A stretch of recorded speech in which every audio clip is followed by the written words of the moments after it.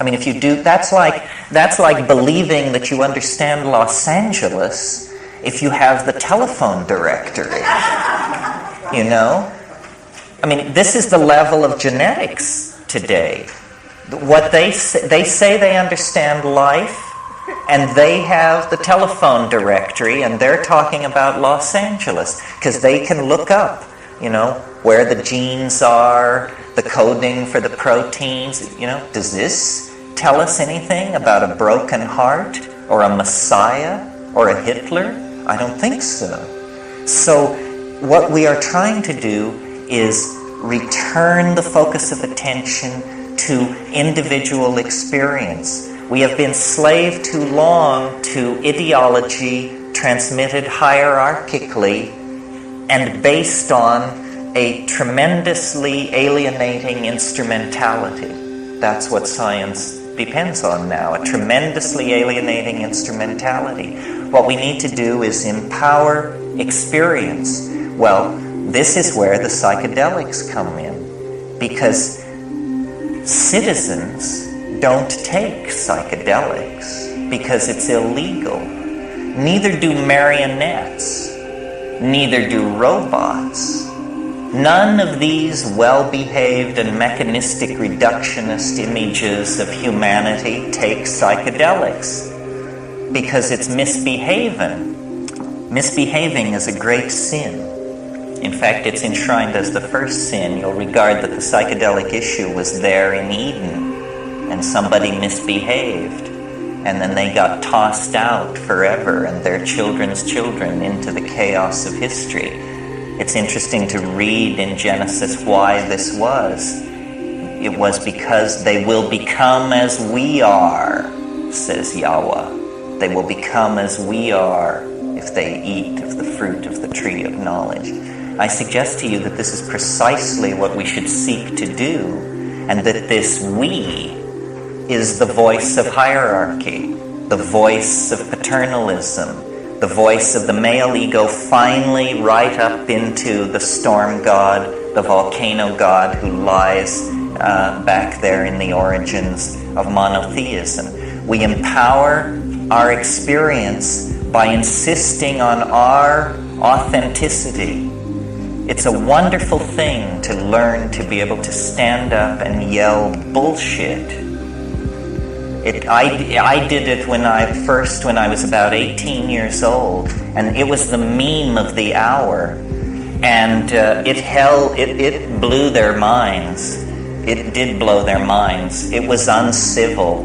It was uncivil. It lacked polity. It was rude and crude and correct, because so much is being slung, and nobody is talking about the primacy of experience and the dignity of the individual. The dignity of the individual. We went a long way with this in America before we betrayed it. And it wasn't only betrayed by the clowns in Washington. It's also betrayed by anybody who clusters themselves around the feet of some self-proclaimed nabob. Because the fact of the matter is, nobody knows what's going on. Nobody knows. Nobody has the faintest idea. The best guesses are lies, you may be sure of it. And so, to pretend that one human being will lead another out of the dark night of ignorance and into the shining light of truth is ludicrous, absolutely grotesque, a product of this empowering of the human image that has gone on through several thousand years of dominator culture. If you want a teacher, try a waterfall, or a mushroom, or a mountain wilderness, or a storm-pounded seashore. This is where the action is. It's not back in the hive. It's not in the anthill.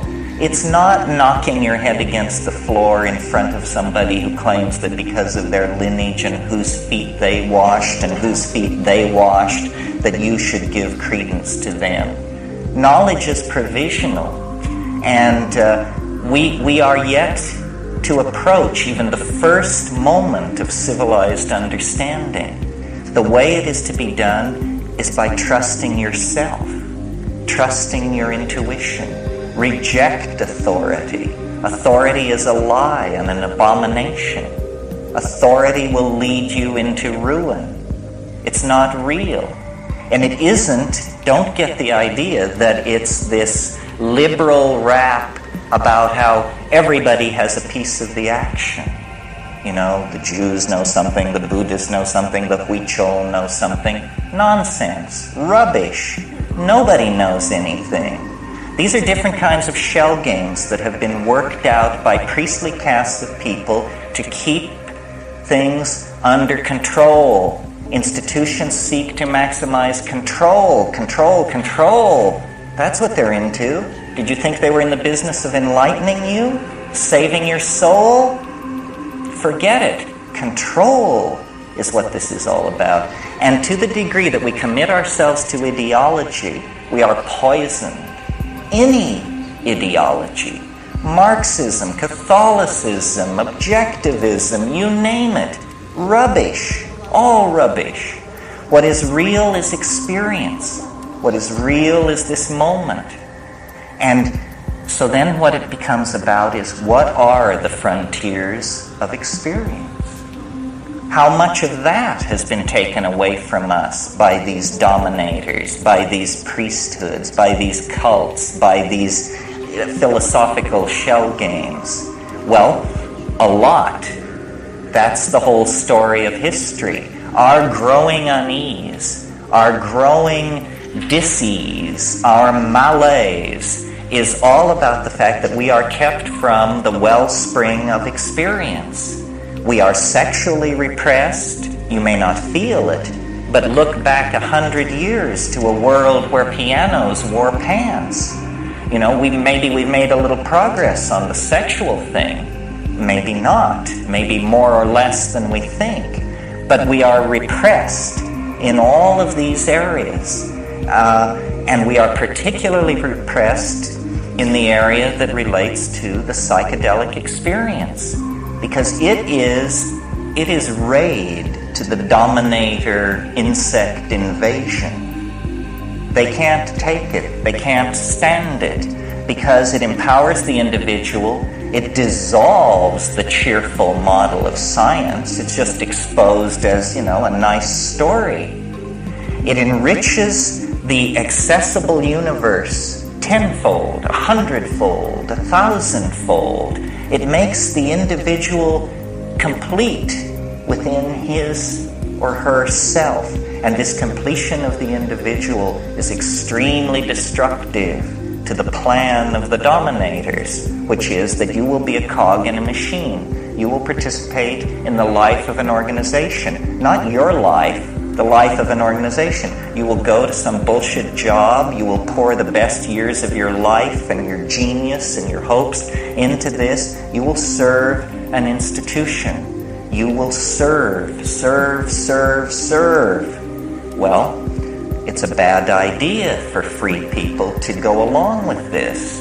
A much better idea would be to insist on the dignity of human beings, to recognize that the freeing of slaves, the giving of the vote to women, the ending of public whippings, that this program of political enlightenment must also then include hands-off on how people want to relate to changing their minds.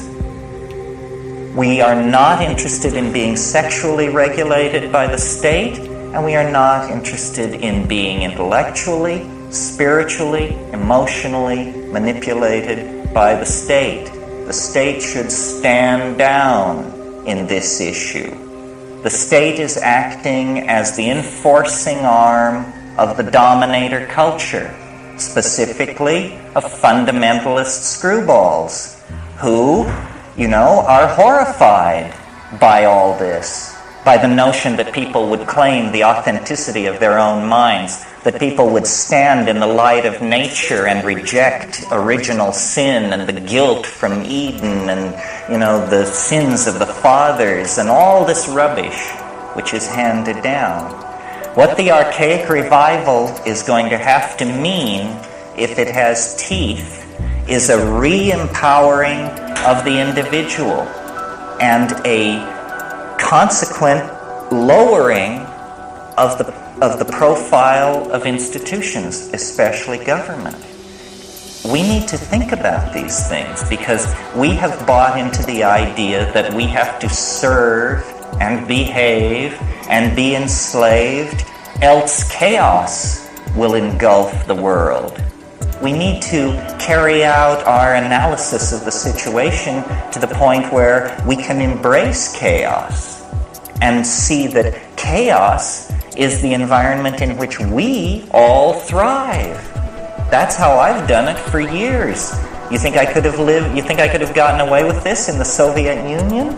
I don't think so. I require a society on the brink of social breakdown to be able to do my work. And I think a society on the brink of social breakdown is the healthiest situation for individuals. I don't know how many of you have ever had the privilege of being in a society in a pre-revolutionary situation, but the cafes stay open all night. And there's music in the streets, and you can breathe it, you can feel it, and you know what is happening. The dominator is being pushed. It never succeeds. It never is able to claim itself. But on the other hand, history is young. We may have a crack at this. A global society is coming into being. A global society made out of information that was not intended to be ours, but which is ours through the mistaken invention and distribution of small computers, the printing press, all of this stuff. Information is power, and information has been spilled by the clumsy handling of the cybernetic revolution by the dominator culture so that it is everywhere. Never has the situation been more fluid. Never have the opportunities for infiltration, insurrection, and hell-raising been more present at hand. But we have to seize the opportunity. If we continue as we have, then, we're doomed. And the judgment of some higher power on that will be, they didn't even struggle. They went to the boxcars with their suitcases and they didn't even struggle. This is too nightmarish to contemplate. We're talking about the fate of a whole planet. Why are people so polite? Why are they so patient? Why are they so forgiving of gangsterism and betrayal? It's very difficult to understand. I believe it's because the dominator culture is increasingly more and more sophisticated in its perfection of subliminal mechanisms of control. And I don't mean anything grandiose and paranoid. I just mean that through press releases and sound bites and the enforced idiocy of television, the drama of a dying world has been turned into a soap opera for most people. And they don't understand that it's their story and that they will eat it in the final act if somewhere between here and the final act they don't stand up on their hind legs and howl. And it's not done through organizing. It's not done through vanguard parties or cadres of intellectual elites. It's done through just walking away from all of that. Claiming your identity, claiming your vision, your being, your intuition, and then acting from that without regret, cleanly, without regret.